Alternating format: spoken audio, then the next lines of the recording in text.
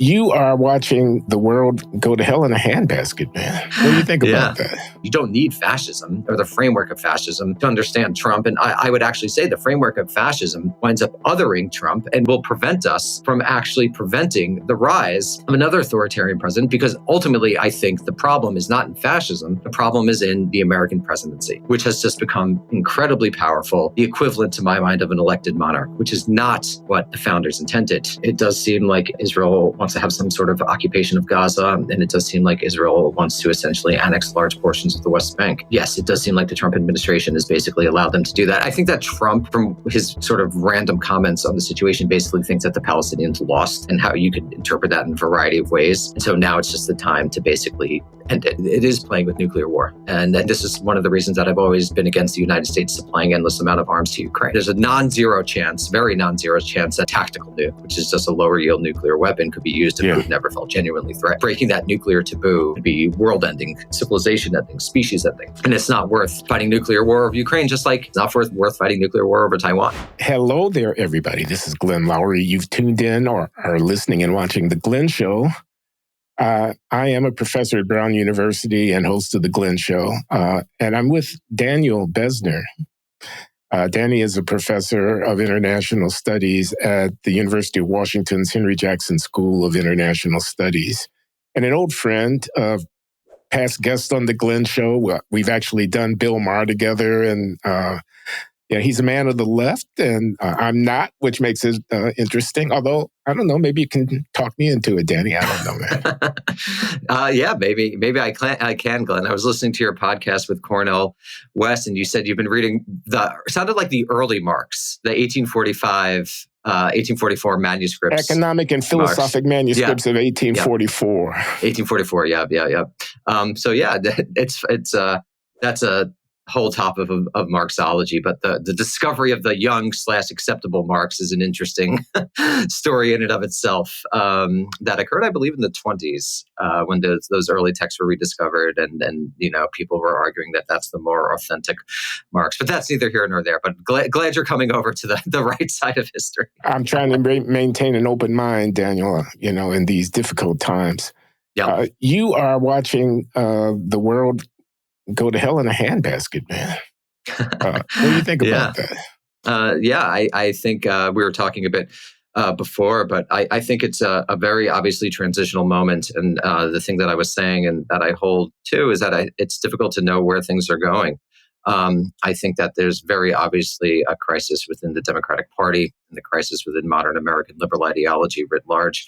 But I also think, and I'm curious what you think about this, that the right itself is also a little bit in crisis, that this sort of strange use of tariffs, the anti-free speech approaches, the attack on universities, a lot of which seem to essentially emerge from cable news interests as opposed to any real interest in addressing the problems of the country. It doesn't suggest to me that it's a vibrant political movement. And it also just seems strange. My understanding, and Glenn, tell me if I'm wrong, but there hasn't really been limitations on international capital flows, right? It's mostly tariffs on goods, is my understanding. Yeah, so far as I know, it's tariffs on goods and services coming in from outside, but mostly goods. Mostly goods. And so to me, that's like kind of a strange, you have the neoliberal overlay of the financial markets and international capital flows. And then you have this neo-mercantile 19th century tariff strategy on goods. So to me, if you wanted to do like a real tariff strategy, then you would actually have to attack international capital, as many conservatives criticized in the 19th and early 20th centuries. So it just seems like a strange moment. And as I said, I don't think that either party looks set to put together a winning coalition. So I think we're going to get a sort of ping pong politics going back and forth between the parties. At least that's how it looks to me now. What I find to be ironic is that the right, the culture warrior right, have been complaining about wokeness, political correctness, and so on for generations. I mean, since, the 1980s. And yet, as I watch them roll through the institutions, seize the high ground or whatever of the rhetorical landscape, it looks an awful lot to me like a kind of wokeness playing itself out on the right. So what does that suggest to you?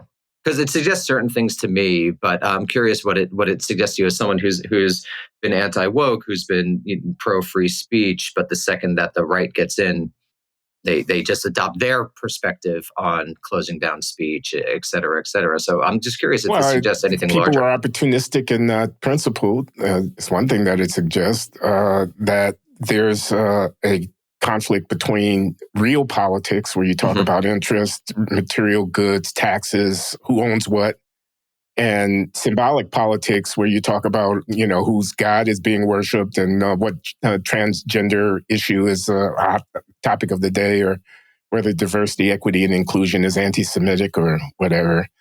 And there's a seductive lure of the phony issues to crowd out discussion of the real issues, which invites the conspiratorial thought that maybe the powers that be, who are the ones whose bottom line is implicated in the discussion of the real issues, are controlling the agenda and spoon-feeding pablum to the masses to keep them entertained.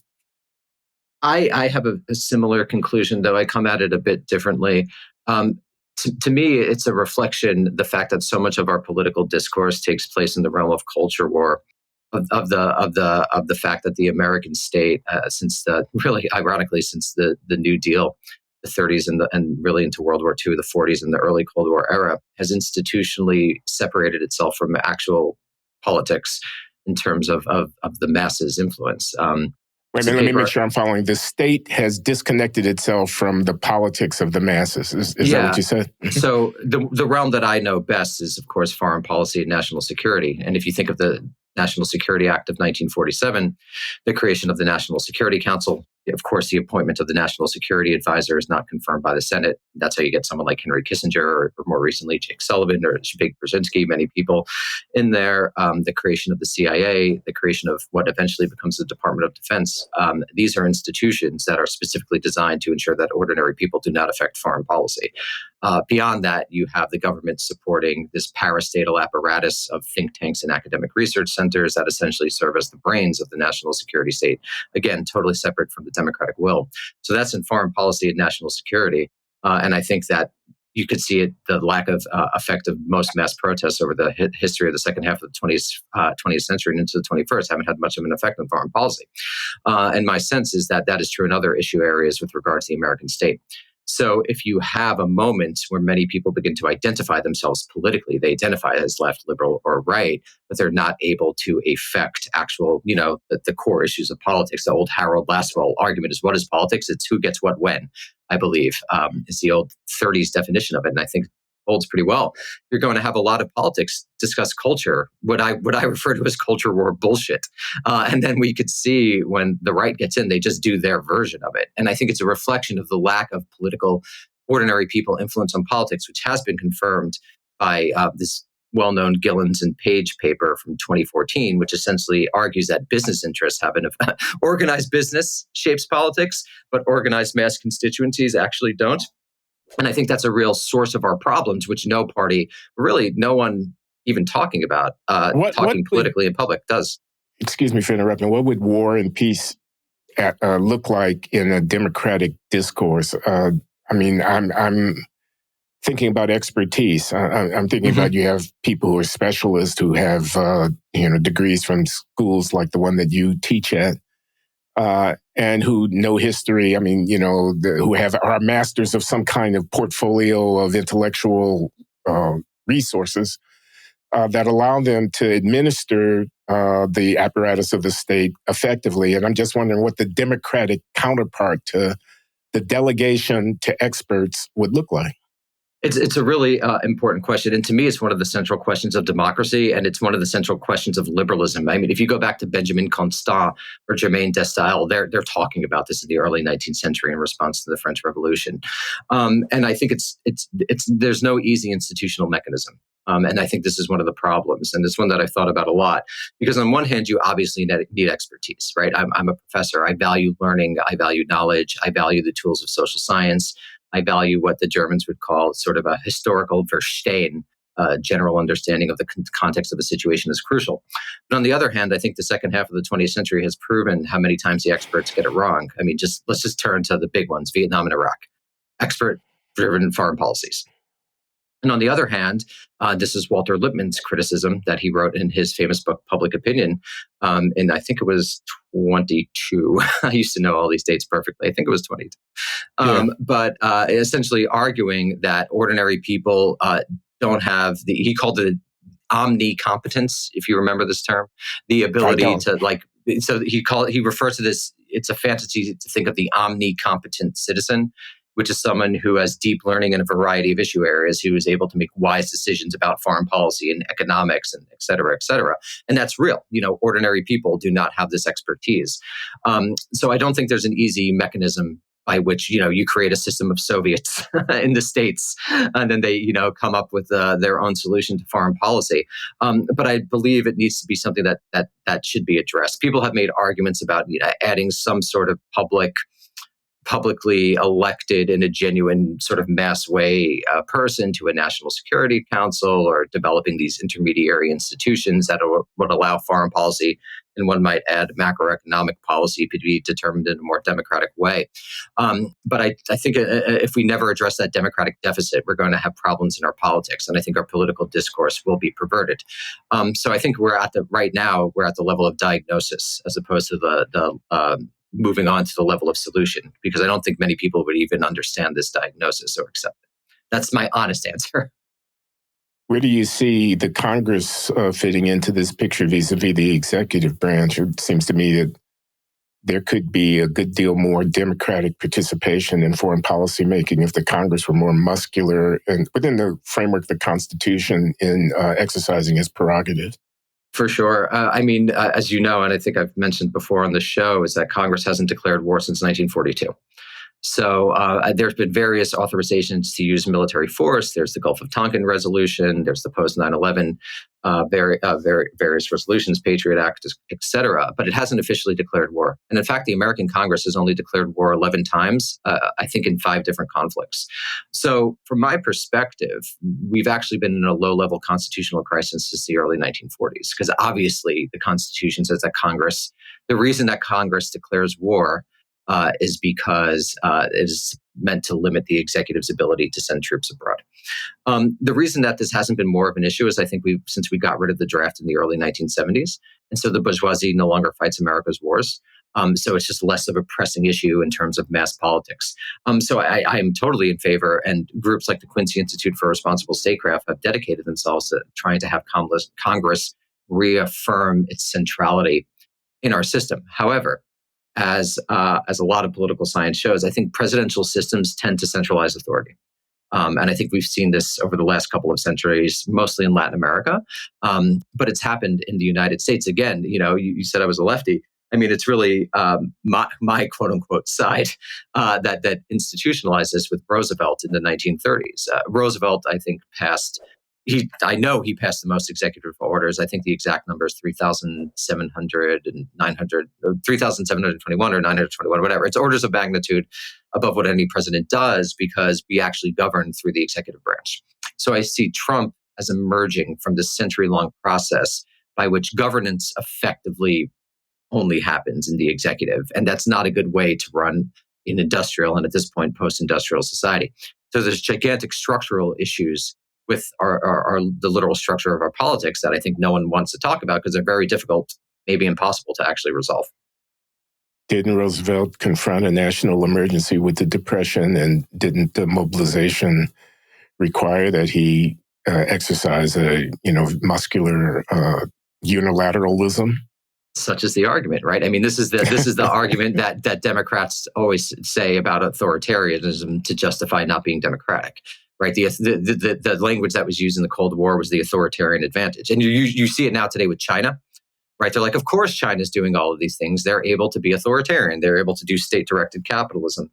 This is the classic argument about why you need to arrogate to the executive that sort of emergency authority. The problem, as I would argue, as I do argue in my first book, is that what tends to happen is that a moment of crisis very rapidly turns into an institutional crisis and an era of crisis, so that emergency politics effectively become institutionalized. I focus again on foreign policy, because you have people who are creating the national security state saying that, oh, don't worry, when the Cold War ends, when the Soviet Union collapses, we'll totally return to normal. Like we're not going to just use these powers in an era that's not an emergency. But what actually happens in real history is that once the Soviet Union collapses, you have the national security state, both parties, this is bipartisan, essentially search for a new Soviet Union. In the 1990s, it was the responsibility to protect. Then obviously after 9/11, it was international terrorism. And Glenn, on this show, I said there's a problem with the terrorist category because you're going to be able to apply it to anyone. I would like to take a victory lap on that one. You see it happening right now. It's not a good category. It basically removes someone from normal politics automatically. But I'll bracket that. And now today you have China. So I think that, again, systems tend to centralize it. It's again, this is ironically a small c conservative point.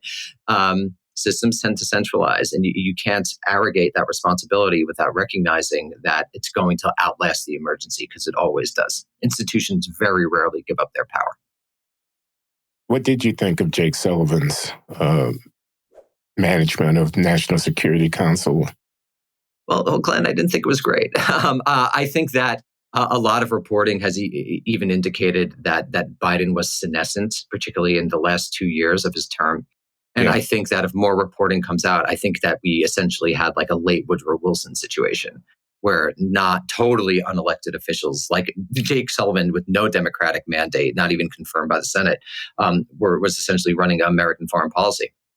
And I think his foreign policy was terrible in Ukraine, as I think time has proven me correct. And I think his foreign policy was terrible vis-a-vis Israel's war on Gaza.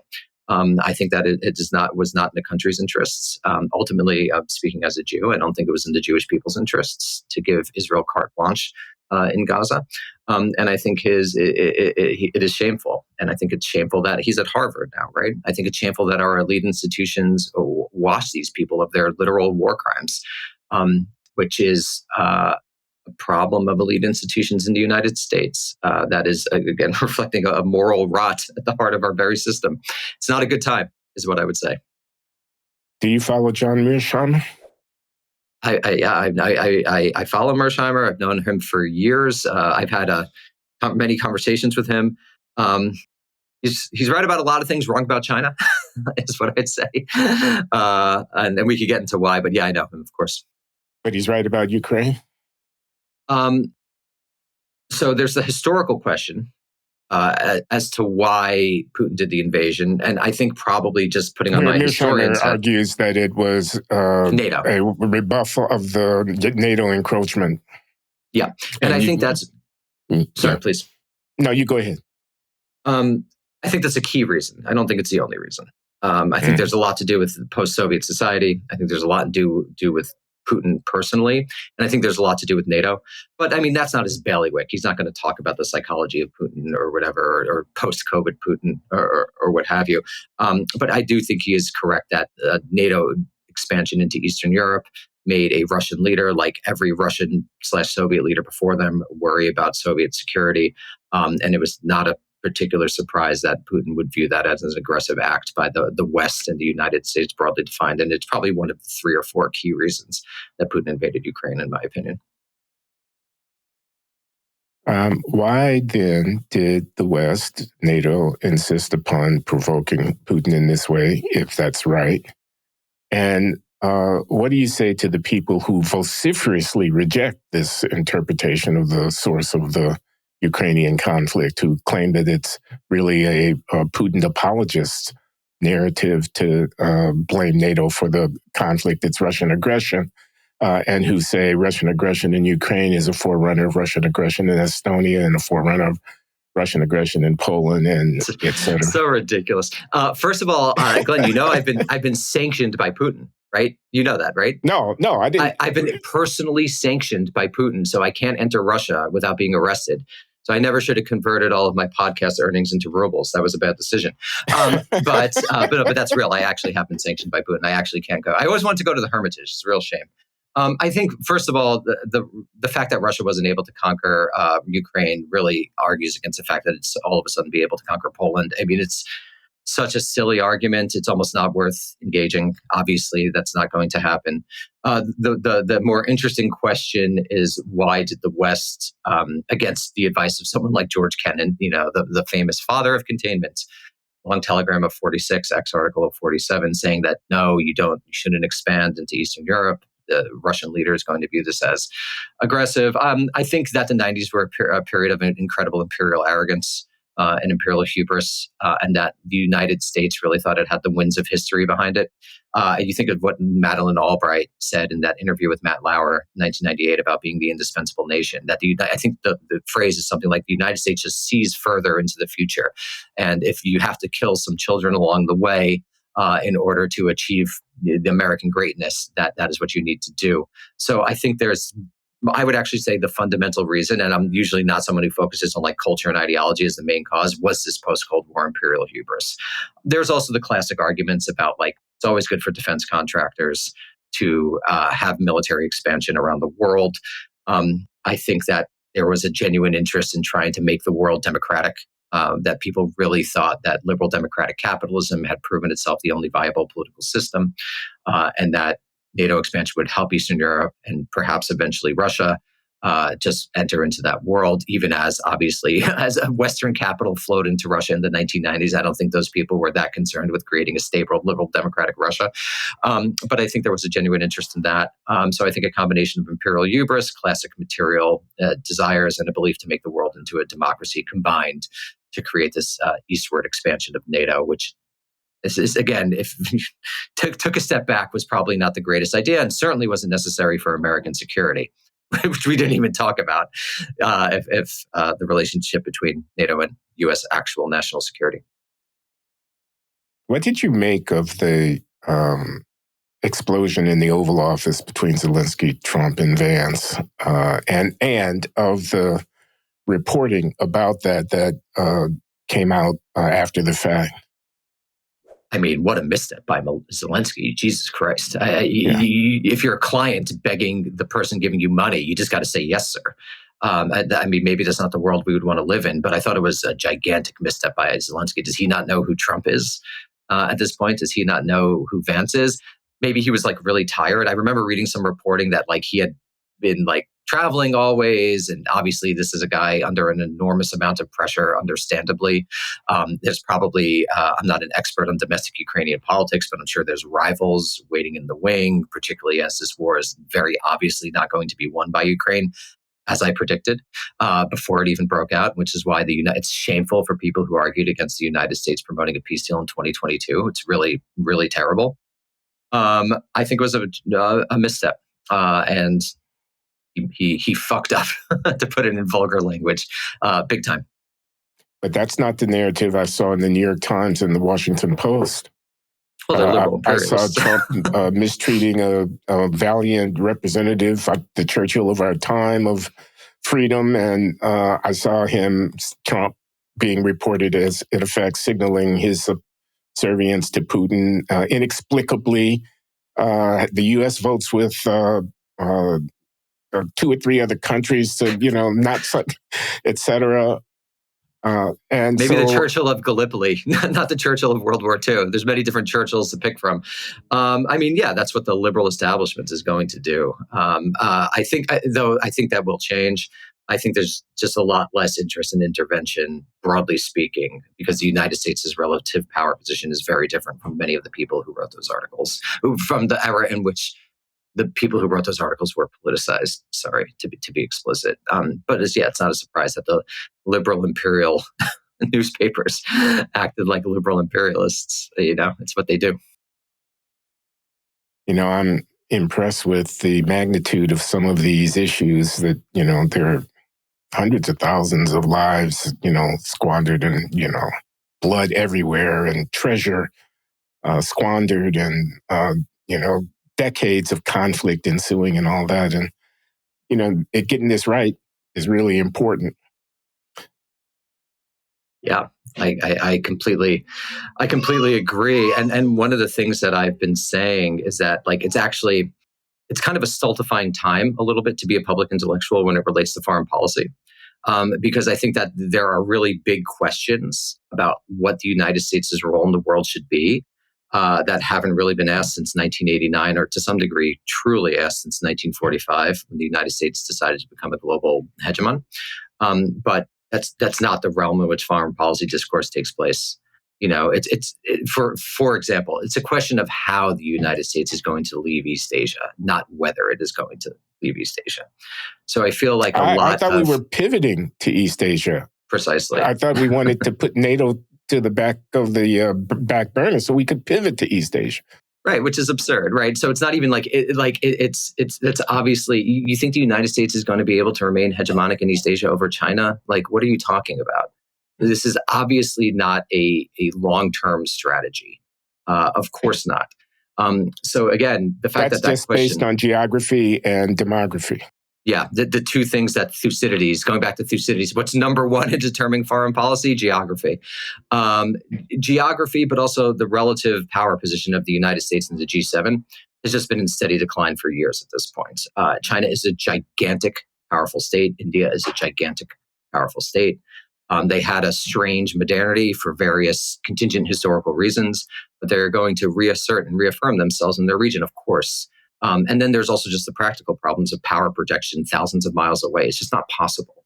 Like, it's just materially not possible over time. The fact that that is even a controversial statement suggests that there is an intellectual deficit at the heart of our foreign policy discourse, in my opinion.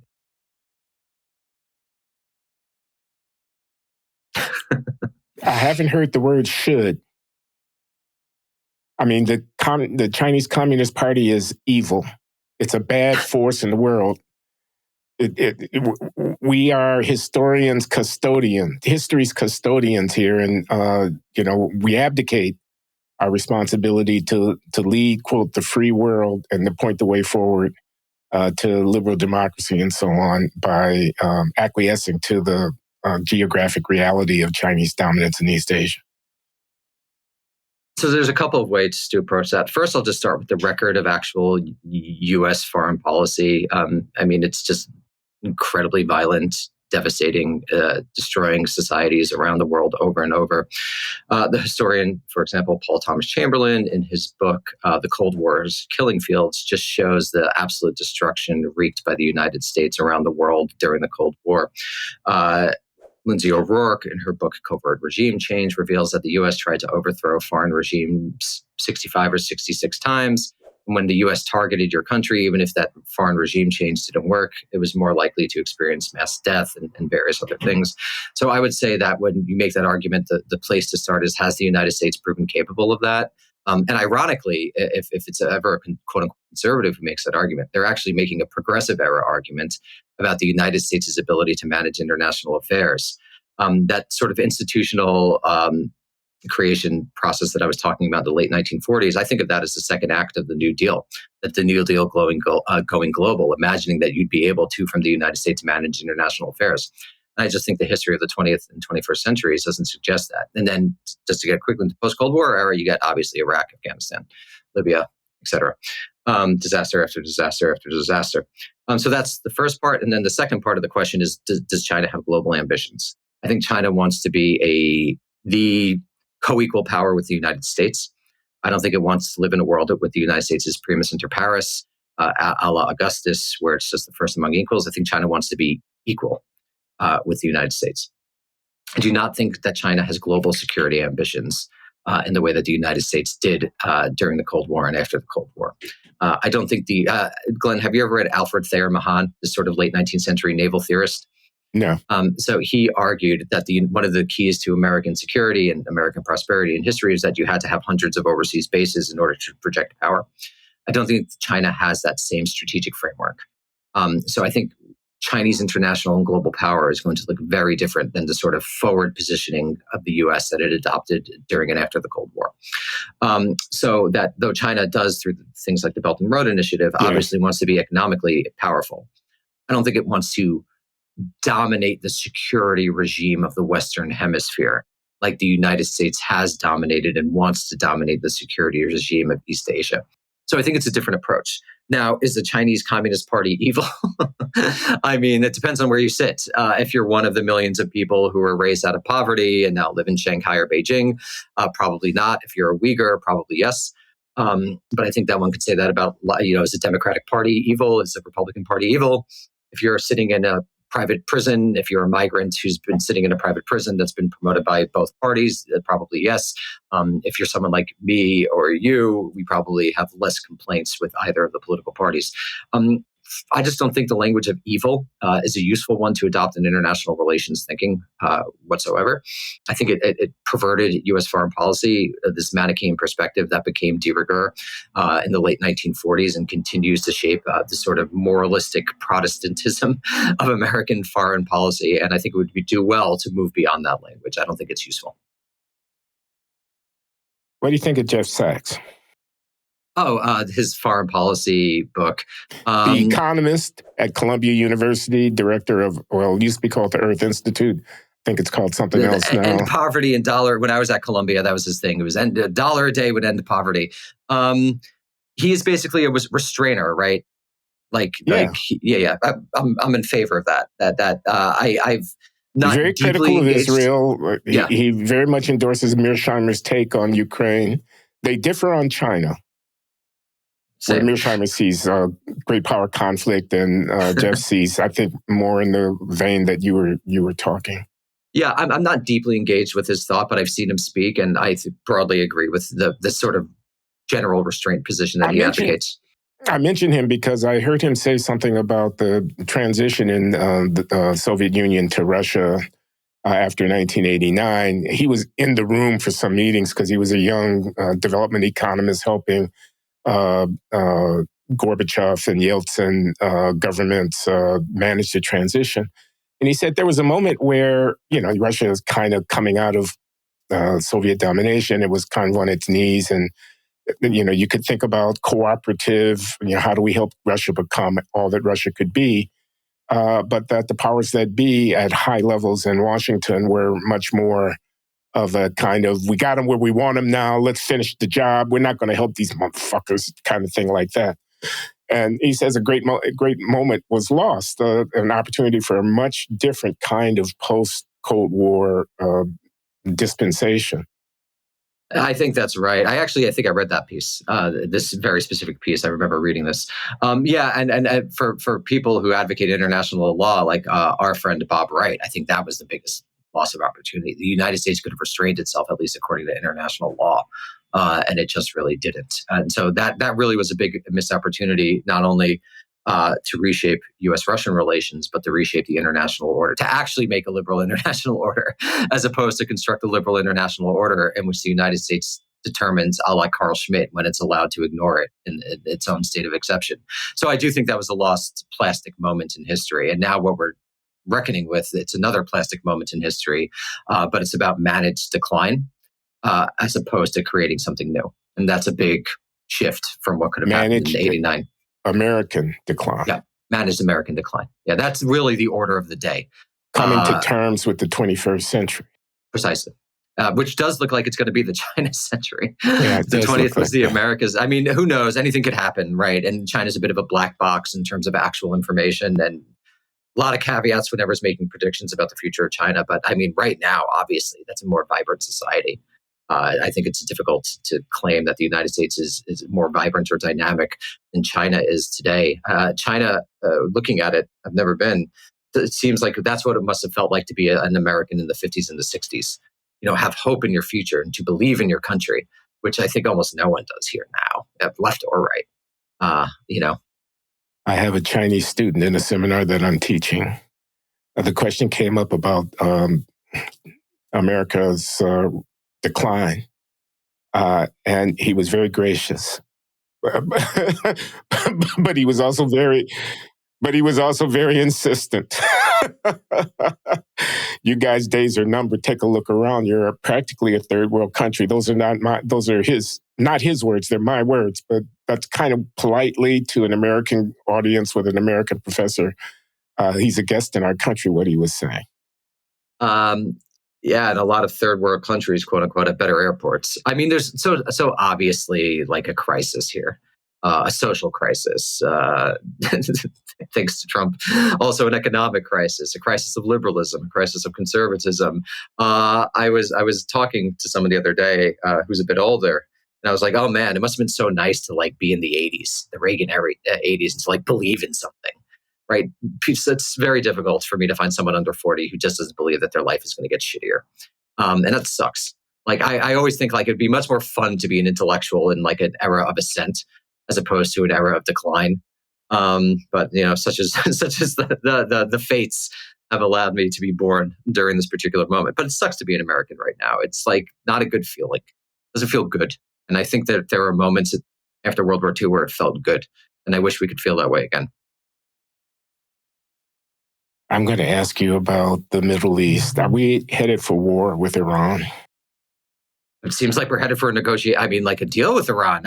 Right before we got on the call, I forget precisely where the negotiations are taking place. It escapes me, but it does seem like there's going to be further negotiations between the U.S. and Iran. And it does seem that much to the chagrin of Benjamin Netanyahu, I hear. I was about to say, it seems like when Netanyahu was at the White House last week, Trump said, no, you're not going to attack Iran, that we're going to have a deal, which would be obviously good. I don't think that the United States, I mean, why are we playing out this psychodrama from 1979 so many years later? Like, obviously, the United States, if it wants a stable Middle East, which obviously not everyone does, but you need to make a deal with the other regional power besides Saudi Arabia and Israel, that you need to come to some sort of concordat with Iran. So hopefully we're not heading toward war. Hopefully that the United States will be able to disengage the Middle East without there being total chaos. I still think that the Middle East is working out the post-Ottoman era. I don't think a lot of the just like it took Eastern Europe quite a while to work out the post-Austro-Hungarian situation. To some degree, it hasn't yet. Basically, working out the sort of great empires that were multinational is still happening in the Middle East as the empire was replaced by a world of nation states. So I think there's still probably a lot of chaos coming in the region, but hopefully the United States won't contribute even more to it than it already has. Is Israel on the verge of annexing the West Bank and ethnically cleansing Gaza? Sure seems that way. Again, difficult to predict. But it does seem like Israel wants to have some sort of occupation of Gaza, and it does seem like Israel wants to essentially annex large portions of the West Bank. How that will proceed in practice, I think it's difficult to know. Usually annexations and occupations are incredibly violent and anti any humanistic principles that I hold dear. But yes, it does seem like the Trump administration has basically allowed them to do that. I think that Trump, from his sort of random comments on the situation, basically thinks that the Palestinians lost, and how you could interpret that in a variety of ways. And so now it's just the time to basically end it. I think that he literally has said something along those lines. He's like, who would want to live in Gaza? He keeps saying it's all death. Everybody's dying. He doesn't say who's doing the killing. He just says who's doing the dying. Right, precisely. But I think that both him and if a Democrat wins in 2028 or J.D. Vance takes over or if 82-year-old Trump runs for his third term, I think that Israel's just going to be essentially allowed to finish its quote-unquote operations in both Gaza and the West Bank and essentially having won, quote-unquote, again, I don't think it's particularly good for the Jewish people, but the war that's been going on since the establishment of the state.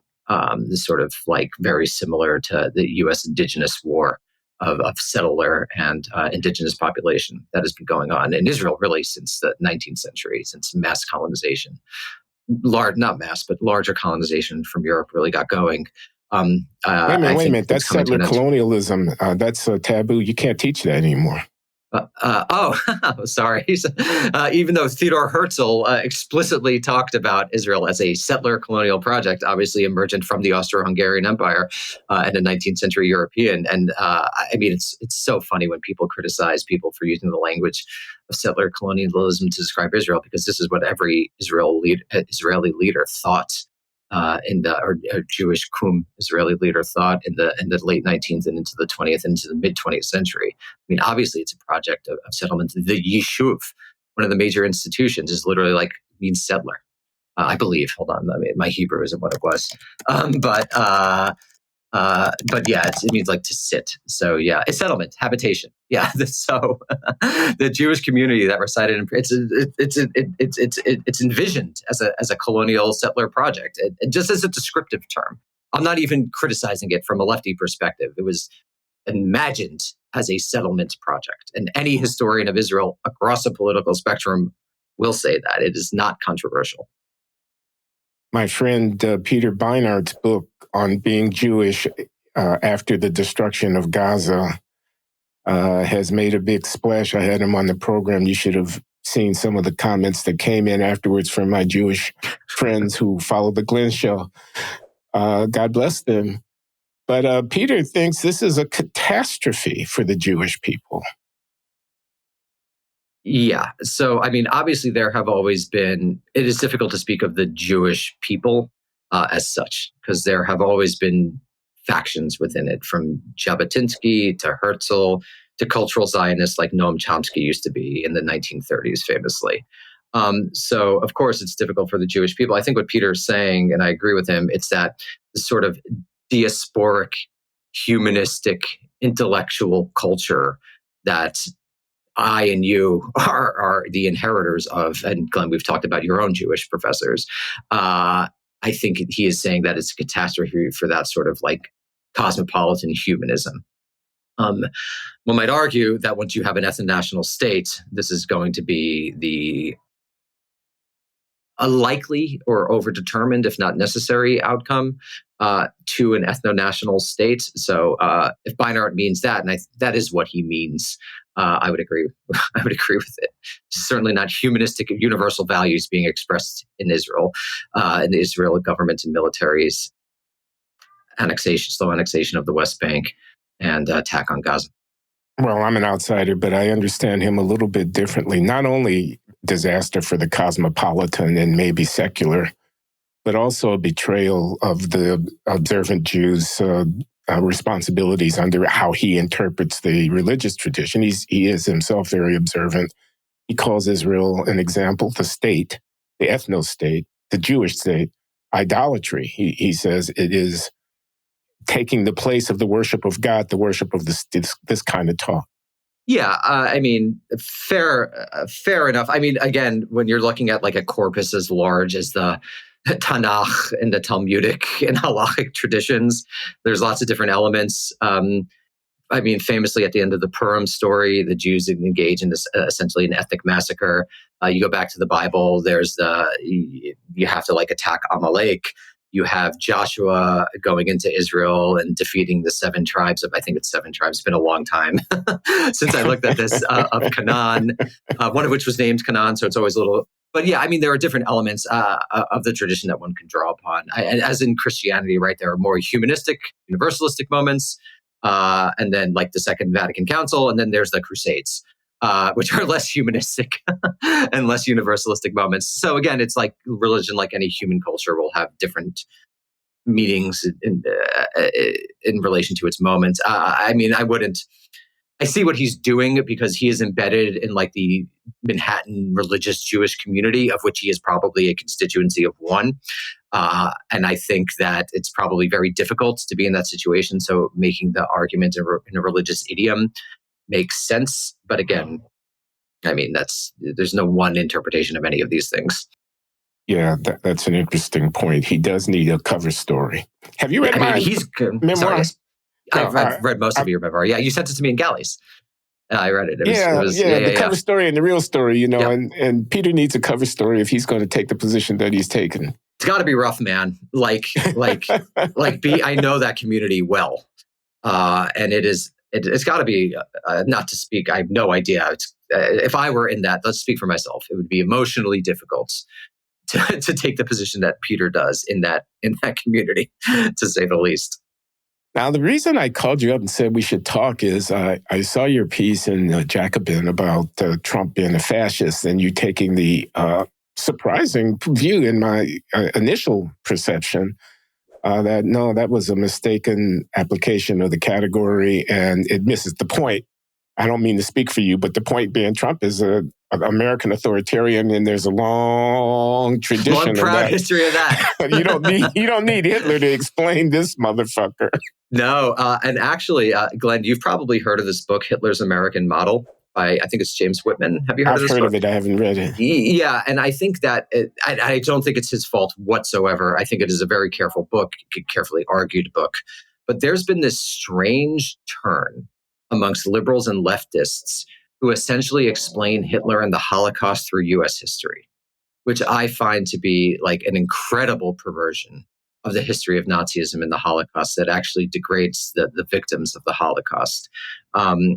So I think this fascist application is inappropriate to describe Trump and Trumpism for several reasons. If you want, we could talk about them or we could go in a different direction. No, I want to talk about that. Sure. So briefly, the historical contexts between the 2010s and 2020s United States are just vastly different from the historical context that gave rise to Italian fascism and Nazism in 1920s and 1930s Europe. We're not in the wake of a world-ending war. And literal, like the ending of governments, like the Kaiser's government and the Ottoman Empire, and then Austria-Hungary. That was a mass war in which hundreds of thousands of people experienced combat, come home with literal combat experience. Very different. Whatever economic travails that we've had do not relate to the hyperinflation experienced in somewhere like post-war Germany. We don't have gangs of violent young men with combat experience roaming the streets, attached to political organizations that are just think any form of democracy is politically illegitimate. We don't have a state that is, in terms of the evolution of literal state institutions, is relatively immature and is able to be taken over by an outside political organization like the Italian fascists or the Nazis. So beyond, we don't have a powerful left in this country. Sorry to say, listeners, we don't have a communist party, or let alone a social democratic party that actually rules in Germany. The Social Democrats are actually part of various Weimar coalitions over the course of the 1920s, necessitating an alliance between capital and extraordinarily far-right ideologies, as occurred in Nazi Germany. So the context is just incredibly different. So I think that's the major reason. Beyond that, so then the question is, why is fascism used? And we could get into that. But to my mind, it is essentially basically when liberalism became hegemonic in the United States in the middle of the 20th century, and you got the creation of the American political spectrum, which wasn't really used in this country until the 1930s, but really not until the 1940s. One of the liberal arguments in favor of its hegemony was that it had defeated fascism on the right, communism on the left, and it defined itself as the moderate center. So I think this is actually one of the major claims amongst the Democratic Party and American liberals to governance. It's their legitimacy rests on the defeat of fascism, which is why I think it was really embraced during the Trump era, because I think ultimately Trump is to some degree a reflection of the rise of the far right. But I think going back to this post-Cold War era, he's ultimately a reflection of the fact that in this moment of liberal hegemony, liberals weren't able to create the type of technocratic utopia in quotes, that Fukuyama was himself a bit ambivalent about. It has failed to solve a lot of the social problems that were supposed to be solved in the wake of the Cold War. So to me, it's not surprising that in this moment of crisis, it returns to the ultimate legitimizing claim that it has, which is that because there's no communism anymore, that it defeated fascism. So that's why I think the appellation was applied to Trump by so many people, and even Kamala Harris in the last couple of weeks of her campaign, to the point where I think it was Vox, maybe it was the Times, who described it as their campaign's closing argument, that Trump was a fascist and that you couldn't do that. And so that's why I believe that it was adopted. There's also psychological reasons, is that people want to believe that they're part of this like grand resistance, that in a moment when, as we talked about earlier, there's less and less ability for ordinary people to affect politics, that, imagining yourself as a French resistor is probably psychologically appealing, and there's other reasons. Well, you're talking about the liberals, but what about what Trump was actually for? What about his denial of having lost the 2020 election? What about his anti-immigration crusade? What about his subverting legal institutions by taking out revenge on his enemies? And something? Why isn't that a kind of proto-fascistic? What about the Proud Boys and this kind of stuff? Oath Keepers. Yeah. Everyone loves referencing the Proud Boys and Oath Keepers group. Okay. So fascism to me also provides a type of othering function, or that you're referring to an ideology from Europe that arose, as I believe, from particularly European context to explain what's going on in the United States. And it ironically winds up othering Trump, presenting him as an aberration to what I think a lot of things that have a very deep history in the United States. Go back to the Three-Fifths Compromise in the Constitution. You could describe that as proto-fascistic. You could just describe that as American. Wait a minute, let me stop you for a minute, because sure. I hear you on the Three-Fifths. I mean, I'm a descendant of slaves. But I thought that was meant to limit the influence of the slaveholding states in the new government by doing the census and not counting the enslaved people 100%. They ended up with less congressional representation. And it would have been better had they not counted the slaves at all, since the slaves didn't have a vote. That's why it's called a compromise. in the federal government. Pardon? Yeah, that's why it's the Three-Fifths Compromise. I mean, this is one of the major issues of the Constitutional Convention. The nature of the compromise is that the anti-slavery people would have wanted to be zero, and yet it's invoked as if it discredits the anti-slavery people for standing up a government in which blacks weren't counted as 100%. That just doesn't make sense to me. Right. This is the dialectic of enlightenment, right? There's the good parts of America too, right? You could read the Three-Fifths Compromise as partially liberatory. Personally, I think it's a bit hard, just because it's so dehumanizing and really reflective of an anti-enlightenment. I mean, these were people who are claiming to be Enlightenment philosophers. That's not humanistic.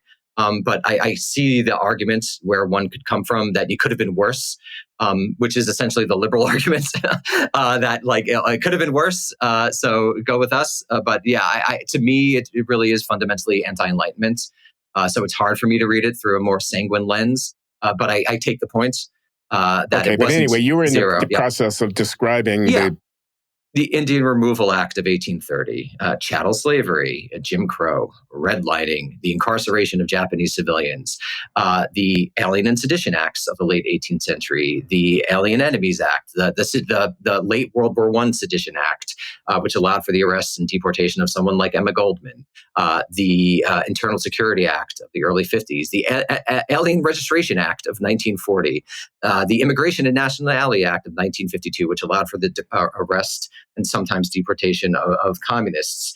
You have between 1929 and 1936, the quote-unquote repatriation of Mexicans, hundreds of thousands of Mexicans, 60% of whom I didn't know about that until I read it in your thing, and then I went and did a little bit of research. That's mind-boggling. They were citizens. Many of those people were citizens. Citizens, Glenn. They just threw them across the border.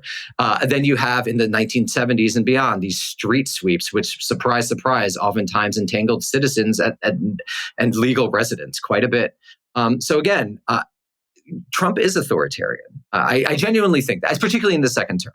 I think that he is trying authoritarian moves based, here's another one, on the unitary executive theory advanced during the George W. Bush administration, which argues that there's a legal argument that he's making for his authoritarianism, which is that when it comes to the executive branch, the executive has the right to determine what Congress means and what the judiciary means in its orders. That's a theory that first became popular in the George W. Bush administration and then was embraced by right-wing legal jurists. This is all to say that you don't need fascism or the framework of fascism to understand Trump. And I would actually say the framework of fascism winds up othering Trump and will help us, will prevent us from actually preventing the rise of another authoritarian president, because ultimately I think the problem is not in fascism. The problem is in the American presidency, which has just become incredibly powerful, the equivalent to my mind of an elected monarch, which is not what the founders intended. An elected monarch. And you look at Obama's kill list. You look at the killing of American citizens without due process. It's a problematic institution. Because I think what the history of modernity suggests is that power centralizes in the executive, which if you're writing the Constitution in the 1780s, you might not be able to predict. The legislature, I was listening to a friend of mine, Aziz Rana, a law professor at Boston College. The big fear at the time was actually the legislature becoming too powerful based on, I think, on the English experience. But it turns out that the president tends to centralize. And so calling it fascist does not highlight the problems of the American presidency or the structure of the American constitutional system, which is, I actually think, the cause of Trump. So people are talking about a looming constitutional crisis because they're afraid a federal court is going to issue an edict that Trump openly defies. But it sounds like you're saying the constitutional crisis runs much deeper than that. Yeah, I at the very least, it's been happening since the 40s. It is so blatant in the area of war that Congress hasn't declared war since 1942. That is a constitutional crisis by any stretch of the imagination. And I think it's just coming. What's happening, as often happens, I'm sure you've heard about the boomerang effect or blowback, whatever you want to call it. Empire. This is why John Quincy Adams, gave his famous, I think it was July 4th, 1821 speech about "We go not abroad in search of monsters to destroy." He was worried about empire coming home. And you talk about police, and Glenn, you're partially a scholar of police and incarceration. All those police are using war and terror gear. I mean, that's just like a literal physical example of the empire coming home. And I think what we're seeing with Trump is that the imperial management abroad, which has always been a Schmittian state of exception, is now coming home to the United States. And that's why Carl I think Schmitt. Yes, that's Carl Schmitt. And I should add, it's not just Carl Schmitt. This was a major strand of thought in 1920s Weimar. You have a left-wing member of the Frankfurt School, Otto Kirchheimer, also talking about this like state of exception as necessary for governance. And so Schmitt just did it short.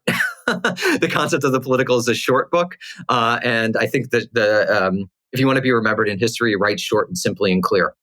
But this was actually, I don't think you need to basically refer necessarily to a jurist who became part of the Nazi legal establishment for a time to make this argument. This was a common argument, but that basically the notion is that governments need to arrogate to themselves a state of exception in order to govern. And I think that state of exception is now coming home. And I think there's a long and proud anti-imperial tradition in the United States, which was conservative until the Cold War, until William Buckley said we actually have to get on board with the Cold War if we want to have a movement. As conservative skepticism of imperial management for the very reasons that we're worried about, basically centralization of power in the executive. We haven't mentioned nuclear weapons. And I'm sitting here thinking as we get to the end of the hour that this managing the decline of the imperial American suzerainty is already a hard problem, but the stakes get much, much higher when you consider that we could blow the whole darn thing up if the wrong moves get made. Yeah, it's not good. I mean, this was a major issue of the Cold War, nuclear arms control and disarmament, and it's just been totally taken off the table for 3 decades. And I think it's something that needs to be recentered. I think any rational human being would want a nuclear-free world. I think it is just too much power to be trusted in the hand of any human being or institution. But that is not on the table. And this is one of the major reasons that I thought the Joe Biden's, in essence, was a primary issue, is that this person was really in control of world-ending weapons. And again, I really think no person should be in control of that, but certainly it's someone who can't go out after 4 p.m. I think that's a big problem. And I think it's interesting. I think a lot of the issues that we spoke about today are just issues that are never discussed. And to me, they're the fundamental issues, which raises the question. I would ask, why aren't they discussed really ever by anyone on the right or left, really, who focus on DEI and culture war? Do you want to give Trump any credit for confronting Zelenskyy with, I can't remember exactly what the words were, but he said, you're playing with nuclear war here. You're playing, that he's aware of that. I mean, that's yeah, sure. Yeah. I mean, it's I don't like giving credit to Trump, because who would like giving credit to Trump? I think he is a bad president, without even talking about like the person. But yeah, it is playing with nuclear war. And this is one of the reasons that I've always been against the United States supplying endless amount of arms to Ukraine. There's a non-zero chance, very non-zero chance, that a nuclear, quote unquote, tactical nuke, which is just a lower yield nuclear weapon, could be used if Putin never felt genuinely threatened. Breaking that nuclear taboo could be world ending, civilization ending, species ending. And it's not worth fighting nuclear war over Ukraine, just like, this is get some angry comments. It's not worth fighting nuclear war over Taiwan. And the United States really needs to ask serious questions about what its national interests are. And even beyond that, I would say, what are the interests of humanity? And I don't necessarily think it's involved in fighting nuclear wars over basically anything. Maybe that's an answer that is an example that points toward an answer to the question why we don't talk about it. There's some things we don't talk about because, well, if you would actually talk about them, you pull the covers off or something, it's like the Wizard of Oz. I mean, you don't, yeah.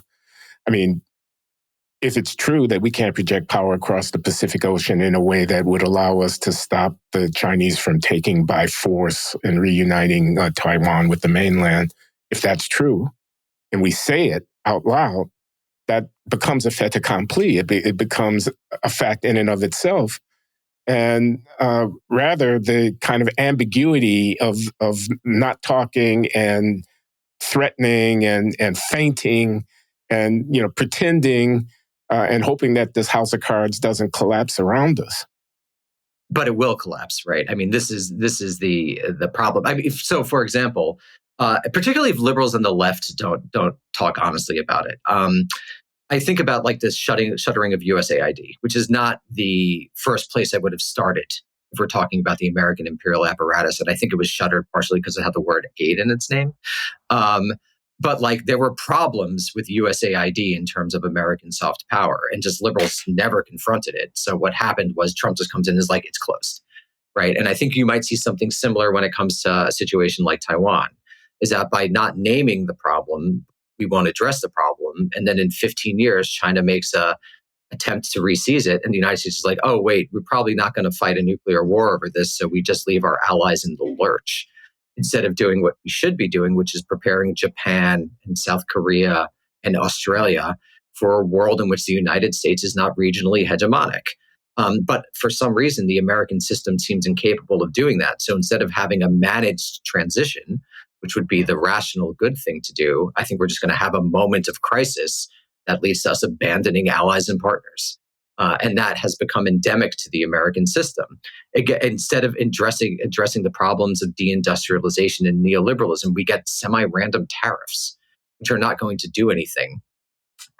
They're going to make things worse, but they're certainly not going to address the deep structural issues of the American domestic economy.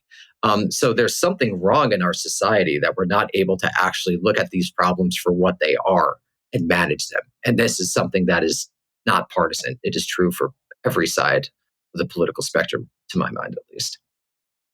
Amen. Amen to that. Danny, tell people how they can follow you. American Prestige, that's your podcast, isn't it? Yeah. So the only thing someone can do to save the American polity is to subscribe to American Prestige. So we are check out our just search American Prestige podcast. We're hosted by Supporting Cast. Our free episodes are also published by The Nation magazine, but the real good stuff happens in the paid feed.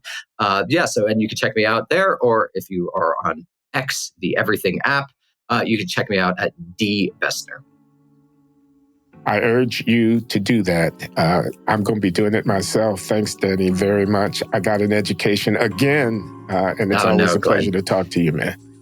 Thank you so much for having me, and I've learned so much from you over the years. Appreciate it. You bet.